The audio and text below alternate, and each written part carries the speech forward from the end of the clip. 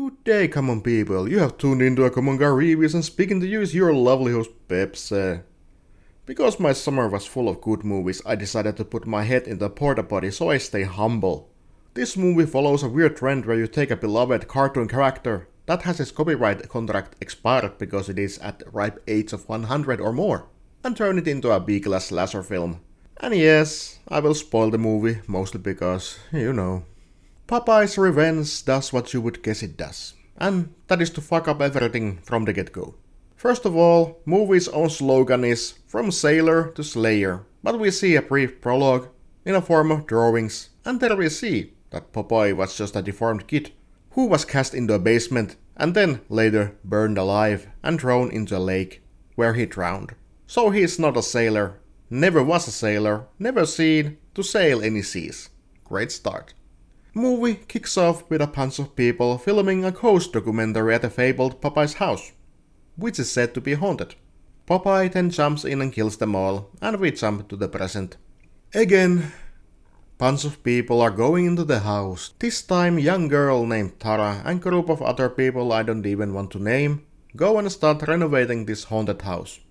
Tara is part of the family that has a history with the house, ownership to be exact, and she wants to make this house into a haunted summer camp boogaloo. But you know, Popeye doesn't take it lightly. What follows is just murders, but not even a clever murders, just strangling and impaling mostly. Group is your everyday young adult gathering where they drink and have sex to be killed in the next scene. Group's abuse goblin is Beanie, who is mouthed off in every scene, and I wonder what he is even doing there, just to be laughed at or mocked. Popeye has one friend named Olive. Yes, that is olive oil, and they are now siblings, locked inside the very same basement in their childhood. Now Popeye just seeks revenge for the people who killed him and his family. Olive was at least somewhat interesting character, looking like a crazy cat lady and all that. But was there anything good in this movie? Well, I kinda liked the look of Popeye. His arms were good looking. I don't know if those are muscle sleeves or what, but they looked good. Also one scene where Popeye catches Beanie beating his weenie. He decides to rip his spine out, which was one nice looking and interesting murder in this slasher garbage. As you would guess, acting was horrid. One girl tried to scream while she was murdered but clearly didn't know how to scream. Also, all of the men grunt like old folks in stairs.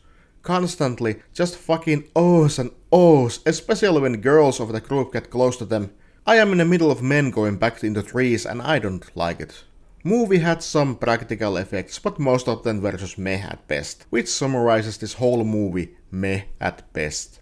Popeye was defeated at the end, but then he popped back up and fucking hell, there is a sequel. Well, that's it, I'm done. This was my review about the shame some people call Popeye's Revenge. My eyes has suffered, so you don't have to. You listen to Common Guy Reviews. Hosting this regretful event was your lovely host Pepsi. I'll see you in the next review. Goodbye.